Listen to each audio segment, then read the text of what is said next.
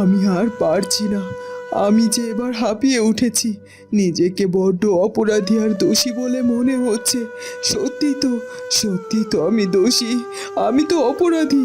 আমার জন্যই তো এই সব কিছু হচ্ছে। কিছুদিন ধরে দেখছি পরমা আমার সাথে ঠিক মতো কথা বলে না। আর ওই যে ও সব সময় ওই ঘরের মধ্যেই থাকে, ঠিক মতো কোনো কাজ কাম করে না, পুকুর ঘাটে জল আনতে যায় না, এমনকি আমার সাথে ঠিক মতো কথাও বলে না। যাক, অবশেষে ওই বাজা মেয়ে মানুষটার বোধোদয় হয়েছে। অবশেষে সে বুঝতে পেরেছে সে আমার দাদাকে সন্তান সুখ দিতে পারবে না। যাই হোক, এখন যেহেতু দাদা এই বিয়ের জন্য রাজি হয়েছে, সেহেতু দাদার জন্য তো এবার ভালো পাত্রী আমাকে খুঁজে বের করতে হবে। তাই আর দেরি করা যাবে না। পরমা অভিমান করে বাড়ি থেকে বেরিয়ে আসে ঠিকই, কিন্তু তার তো যাওয়ার কোনো জায়গায় নেই। তাই সে জঙ্গলে বসে একা একা কাঁদতে থাকে। এ কি করলাম আমি? কোনো কিছু না ভেবে চিনতে বাড়ি থেকে বেরিয়ে এলাম। এখন আমি কোথায় যাব? আমার বাপের বাড়ি ফিরে গেলে অযথায় তাদেরকেও আর ওই বিপদে ফেলা হবে। না না না, আমি আমার বৃদ্ধ বাবাকে আর আমার দাদা বৌদিকে কোনো চিন্তায় ফেলবো না। আমি কারো জীবনের বোঝা হয়ে গিয়ে উঠতে পারবো না। কিন্তু আর সারাটা দিন হয়ে গেল আমি বাড়িতে নেই। আমার স্বামী কি আমার খোঁজ একটি বারের জন্য করেনি? আমার খোঁজে এদিকে ওদিকে খোঁজাখুঁজিও করেনি? নাকি আমি তাদের জীবন থেকে সরে গেছি বলে তারাও খুশি হয়েছে? তাই হবে হয়তো। আমার স্বামী তো আমায় বড্ড ভালোবাসতো, তাই সন্তান হয়নি বলে মুখ ফুটে হয়তো কখনো আমায় কিচ্ছুটি বলতে পারেনি। কিন্তু মনে মনে সেও নিশ্চয় এমনটাই চাইতো, যেন আমি তার জীবন থেকে সরে যাই। আমি যতই যতই কষ্টে থাকি না কেন, আমার স্বামী সুখী হোক।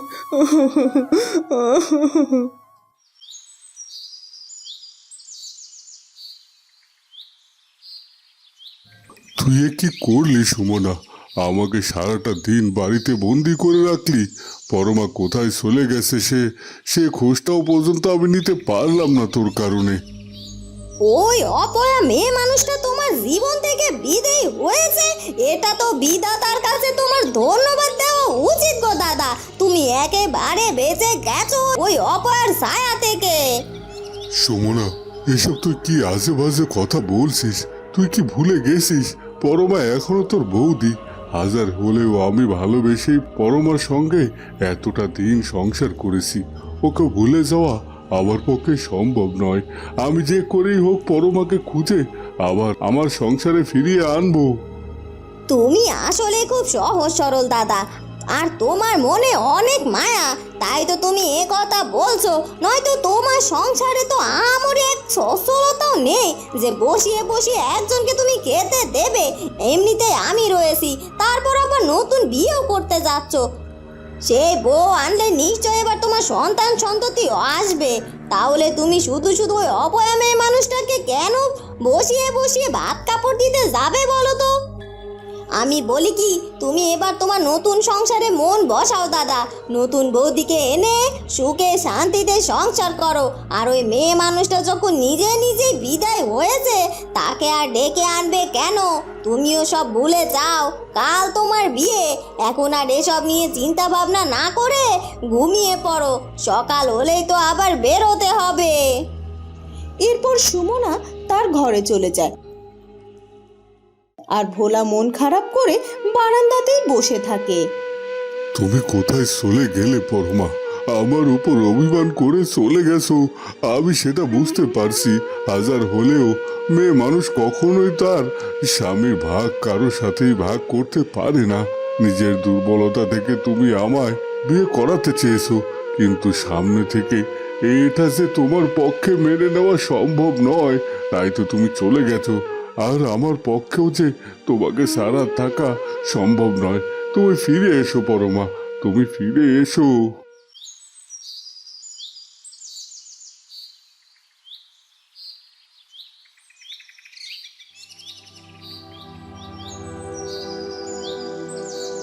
না না, তুমি বললেই হলো নাকি আমি ওই দুই বিয়ে করা লোককে কিছুতেই বিয়ে করব না। চি চি চি চি চি চি, আমার ওই বন্ধু বান্ধবরা সকলে আমায় কি বলবে বলো তো? আমি কি বানের জলে ভেসে এসেছি নাকি যে আমাকে সতীনের ঘর করতে হবে? আর মা, এভাবে কেন বলছিস? লোকটার আগের একটা বউ আছে, কিন্তু তাতে ক্ষতি কি?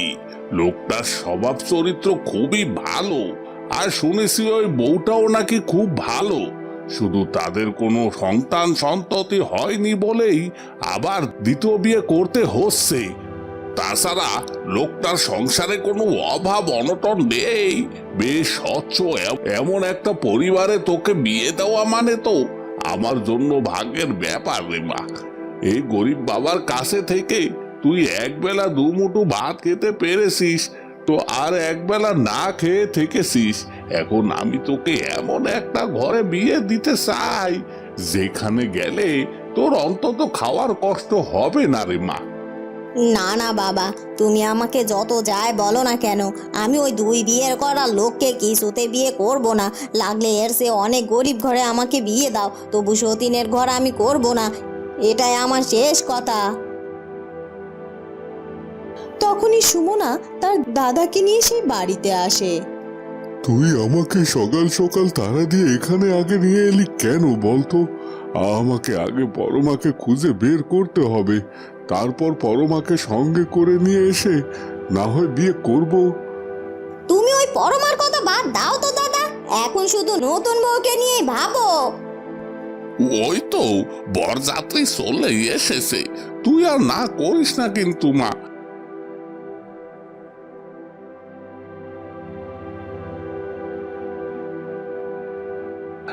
এসো এসো বাবা জীবন, তোমরা ঘরের ভেতরে এসো। আমি আসলে গরিব মানুষ, তাই বিয়েতে তেমন আয়োজন করতে পারিনি। ঘরোয়া ভাবেই তোমাদের বিয়েটা সেরে ফেলবো ভাবছি। কি বিয়ে? কে করবে ওই অপয়া লোকটাকে বিয়ে? আহ আহ, জল জল। এরপর এক সাধু বাবা পরমার মুখে জল ছিটিয়ে দেয়। জলের স্পর্শ পাওয়াতেই পরমার চেতনা ফিরে আসে। হঠাৎ করে সে চোখের সামনে অপরিচিত একজনকে দেখতে পেয়ে একেবারে ধরফর করে উঠে বসে। কি, কে আপনি? আমি কোথায়? আর এটা কার বাড়ি? আমি তো কাল জঙ্গলে ছিলাম, তবে তবে এখানে এলাম কি করে? তুমি জঙ্গল থেকে কোথাও যাওনি, তুমি এখনো জঙ্গলেই আছো। এটা আসলে জঙ্গলের মধ্যে থাকা আমার ছোট্ট একটা কুটির, যেটা তোমার কাছে বাড়ি বলে মনে হচ্ছে। আমি এক সাধক মা। ও সাধু বাবা, প্রণাম নেবেন। আসলে আমি বুঝতে পারিনি, কিন্তু সাধু বাবা, আমি তো এখানে নিজে থেকে আসিনি, তাহলে এখানে আমাকে কে নিয়ে এলো? কাল রাতে আমি বাড়ি ফেরার সময় জঙ্গলের পথে তোকে অচেতন অবস্থায় পড়ে থাকতে দেখেছি রে মা। অনেক ডাকাডাকি করলাম, তবুও যখন কোনো সাড়া পাইনি, তখন আমি নিজে তোকে এখানে নিয়ে এসেছি। কারণ একজন অচেতন অবস্থায় থাকা মানুষকে তো আর জঙ্গলের বাঘ ভাল্লুকের হাতে পড়তে দিতে পারি না রে মা, তাই নিয়ে এসেছিলাম। আমি যদি কোনো ভুল করে থাকি, তুই আমায় ক্ষমা করবি কিন্তু মা। ছি ছি সাধু বাবা, আপনি আমার জীবন বাঁচিয়েছেন, আর তারপরও উল্টে আপনি আমার কাছে ক্ষমা চাইছেন? এ আপনি কি বলছেন? আমার কি সাধ্য আছে নাকি আপনার মতো সাধককে ক্ষমা করার? আপনার কাছে আমি ক্ষমা চাইছি। নিজের অজান্তেই আপনাকে আমি বিরক্তিকর অবস্থায় ফেলে দিয়েছিলাম। থাক থাক থাক, তোকে আর অযথা ক্ষমা চাইতে হবে না। এবার বল তো মা, তুই ওই এত রাতে জঙ্গলের মাঝে পড়েছিলিস কেন? এই জঙ্গলে কখন এসেছিলি তুই? তোকে তো আগে কখনো আমি এদিকে দেখিনি। কোথায় তোর বাড়ি বল আমাকে মা। আপনি আমাকে কি করে দেখবেন বাবা? আমি তো আমার স্বামীর সংসার নিয়েই ব্যস্ত ছিলাম। খুব মন দিয়ে স্বামী সংসারও করছিলাম, কিন্তু কিন্তু ভাগ্যের নির্মম পরিহাস, আজ আমায় সে সংসার থেকে এই জঙ্গলে এনে ফেলেছে বাবা। আমাকে আমাকে অপবাদ দিয়েছে অপয়া অলক্ষীর। কাঁদিস না মা, কাঁদিস না। যে বিধাতা জীবনে দুঃখ আনে, সেই বিধাতাই সুখের পথও নির্ধারণ করে রাখে। তুই আগে আমার সবটা খুলে বল তো, তোর জীবনে এত দুঃখ কিসের? এরপর পরমা তার নিঃসন্তান জীবনের সব ঘটনা সাধু বাবার কাছে খুলে বলে। ওদিকে পরমার স্বামীর বিয়েটাও আটকে যায়। এই মেয়ে, তুমি এসব আজে বাজে কথা কেন বলছো? আমার দাদাকে তুমি অপয়া কেন বলছো শুনি? শুনেছি আপনার দাদা বৌদির নাকি এত বছরেও একখানা সন্তান হয়নি। তার সমস্যা ওনার বউয়ের না ওনার, সেটা বুঝলেন কি করে বলুন তো? এরপর আমার সাথে ওনার বিয়ে হওয়ার পর যদি আমার গর্ভেও সন্তানের জন্ম না হয়, তাহলে আপনারা যে আমাকেও অপয়া বলে বাড়ি থেকে তাড়িয়ে দেবেন না, তার কি নিশ্চয়তা আছে? তাই আমি বলছি, আমি এই অপয়া লোকটাকে কিছুতেই বিয়ে করব না। ইস, মেয়েটা আমায় যখন অপয়া বলছে, কথাটা কত বাজেভাবে কানে এসে লাগছে। মনের ভেতরটাতে কষ্টে দুমড়ে মুছে যাচ্ছে। তাহলে এই কথা প্রতিনিয়ত শুনতো পরমা, আর কতই না কষ্ট হয়েছে তার। না না, মেয়েটা যখন নিজে থেকে বিয়েটা ভেঙে দিতে চাইছে, তবে তাই হোক, আমিও বেঁচে যাব। আর তারপর পরমাকে খুঁজে এনে আমি সব কিছু ছেড়ে ছুঁড়ে পরমাকে নিয়ে অনেক দূরে চলে যাব। তবুও পরমাকে ছেড়ে আমি থাকতে পারবো না। এ কি কাকা বাবু, আপনার মেয়ে সব কি বলছে? কি বিয়ের সব কিছু ঠিকঠাক, এখন বিয়ের লগ্নে আপনার মেয়ে বিয়ে ভেঙে দিতে চাইছে? ইয়ে মানে মারে, তুই দয়া করে রাজি হয়ে যা। তুমি চুপ করো বাবা, আর এক্ষুনি এই লোকটাকে এখান থেকে বিদায় করো, নয়তো আমি কিন্তু গলায় দড়ি দিয়ে মরবো। সবই তো শুনলেন সাধু বাবা। আপনি আমাকে কাল ওখান থেকে তুলে এনেছিলেন, না আনলেই ভালো হতো। আমার নিশ্চয় কোনো বাঘ বা সিংহের পেটে থাকতাম আমি, এই জীবন থেকে আমি তাহলে মুক্তি পেতাম। একটা জীবন হচ্ছে বিধাতার দেওয়া সবচেয়ে সুন্দর উপহার, আর সেই জীবনকে অপবাদ দেওয়ার কোনো অধিকার নেই আমাদের। আর তুই যে কারণে নিজেকে অপয়া ভাবছিস, বিধাতা তারও একটা সুরাহা নিশ্চয় করবে। আপনি সত্যি বলছেন সাধু বাবা? আমি আমি কোনোদিন সন্তানের মুখ দেখতে পারবো? আমার গর্ভেও কোনোদিনও সন্তানের জন্ম হবে? আমি তোকে আশীর্বাদ করছি, তুই খুব শীঘ্রই তোর সন্তানের মুখ দেখতে পাবি। তোর জীবন থেকে অপবাদ ঘুচে যাবে মা। এ কথা বলে সাধু বাবা তার হাতটা উঁচু করে পরমার মাথার উপরে রাখে, আর চোখ বন্ধ করে কিছুক্ষণ তিনি পরমাকে আশীর্বাদ করেন। এরপর আশীর্বাদ শেষে সে পরমাকে দুটি ফুল উপহার দেয়। এই ফুল দুটি তুই তোর ঘরের এমন একটি জায়গায় রেখে দিবি, যেন রোজ ঘুম থেকে ওঠার পর এই ফুল দুটি তোর চোখে আগে পড়ে। আর তারপর দেখবি এই ফুলের মতো দুটি নিষ্পাপ শিশুর জন্ম হবে তোর গর্ভে। ঠিক আছে সাধু বাবা, কিন্তু আমার স্বামী তো আজ বিয়ে হওয়ার কথা। যদি এতক্ষণে আমার স্বামীর বিয়ে হয়ে যায়, তাহলে? তুই ভয় পাস না, এক্ষুনি বাড়ি ফিরে যা। আমি বলছি তোর সব ঠিক থাকবে। এরপর পরমা সাধু বাবার কাছ থেকে বিদায় নিয়ে বাড়িতে ফিরে যায়। বাড়িতে ঢোকার আগে দূর থেকে দেখতে পায় তার স্বামী মাথায় হাত দিয়ে বারান্দায় বসে আছে, আর সুমনা কিছু একটা তাকে বলছে।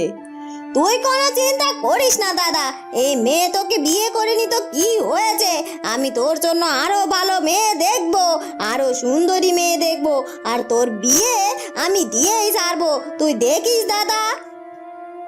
সুমনা, তুই একটু থামবি? আমার আর ভালো লাগছে না এসব শুনতে।